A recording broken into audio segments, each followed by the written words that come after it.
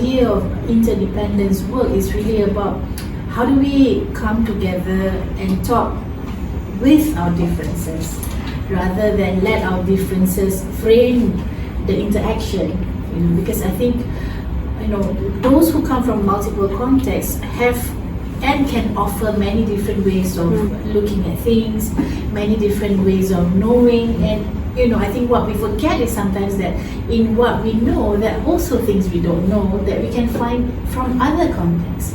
So I think the beauty of when we bring people together is, I think people realize that our concerns are the same. The very things that we're trying to address is similar, but how can we think about it together rather than saying that my expertise is better than yours, but our expertise can offer one another a different way of attending to the issue.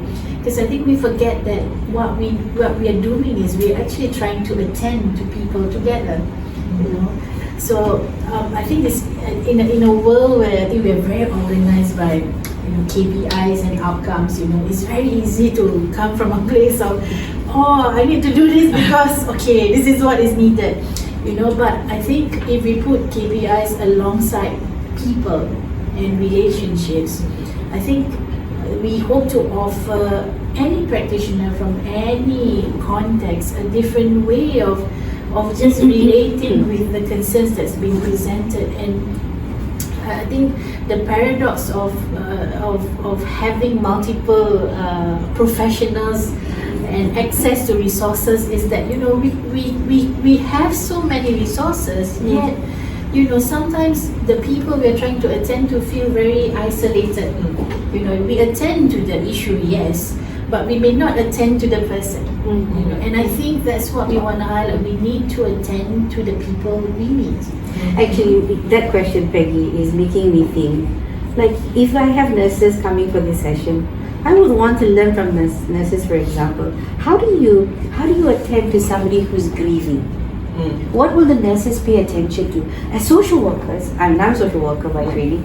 I know what grief cycle look like, but I'm interested in learning from the nurses, for example, or the doctors, to give us the input from a biomedical model in terms of what grief can look like. So it's about enriching us, one another. It's really, and how social worker can talk about the grief cycle, and then we can actually find that bridge. Because I think what our social practitioners or health practitioners need to understand is that we need to be given the time to pause. Because we have been moving and moving and moving, and we haven't had the time to actually pause and look at our practice. And that's what we try to offer. This whole, I don't know how long it's a session, I forgot.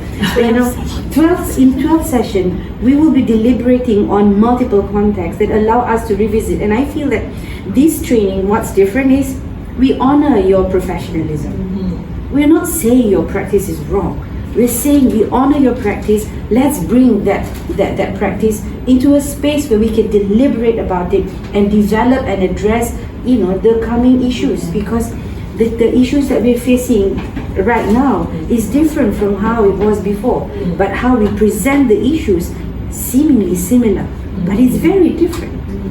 I think I remembered one of the course where we were talking something about cells.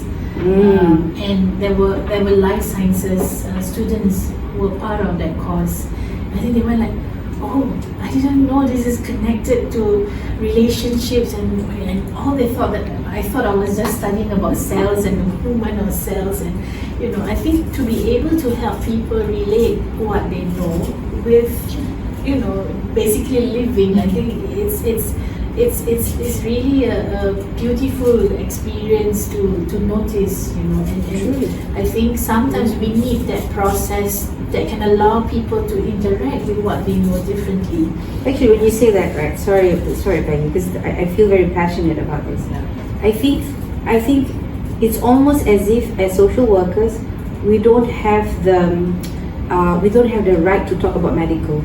And medical or health sciences people feel that they cannot talk about social issues. And I feel that, no, wait, I can sit down with somebody who's feeling stressed, and my question is, how do you feel in your stomach?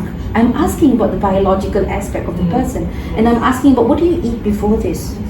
if they can see something that makes me understand what is and how are they taking care of their microbiomes, it's such a crucial thing for the client to know that, hey, this therapist can actually ask me and understand me from within, as well as my emotion, as well as my psyche. So it's the intertwining of all these things that allows the client to experience what healing can mean for them. Yeah.